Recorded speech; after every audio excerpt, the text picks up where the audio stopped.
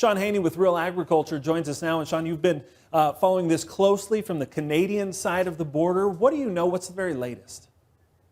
Yeah, Clinton, this is a time period where we, in Canada and the U.S., the shortage of truck drivers is very well documented. And this is an example now where policies from governments are not exactly helping the situation. Both Canada and the U.S. have implemented a vaccine mandate for truckers that are moving cross-border. It kind of impacts both our countries a little bit differently in the sense that, according to the Canadian Trucking Alliance, 50% of U.S. truck drivers crossing the border are vaccinated.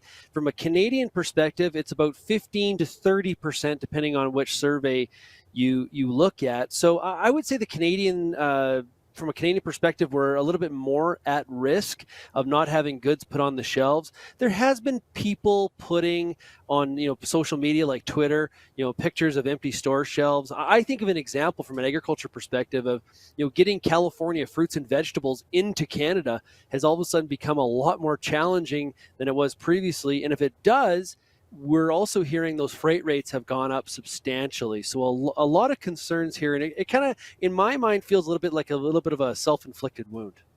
Do you think this will ultimately impact a lot of consumers? You mentioned empty store shelves. Have we seen a lot of that yet? Or is this, hey, over the next couple of weeks, this could build in? It's somewhat sporadic. I think it depends on where you are in the country. If you think about it from a farmer's perspective, a lot of the fertilizer that would be used in Canada comes up through the U.S. So, I've heard, and we're already in the middle of a supply chain crunch. And now this is being added to it. Some people are kind of poo-pooing it, saying, it's an overreaction. It's not going to be a big deal. Those truck drivers should just get vaccinated. What is their problem? But it's a little bit more complicated than that in the sense that these are people that are in their trucks by themselves.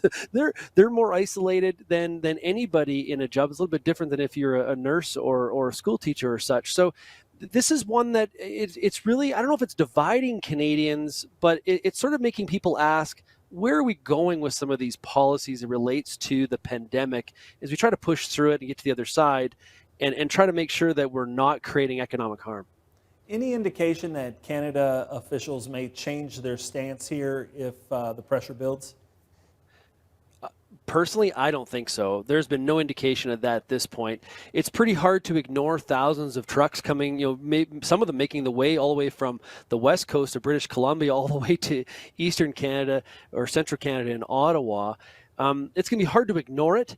But the reality is, will anything change? I'm not really sure. This is now a situation where, although we are seeing some rallies develop on the U.S. side of the border as well, it's going to take not only the Canadian government, but also the U.S. government and at the White House to change their policy.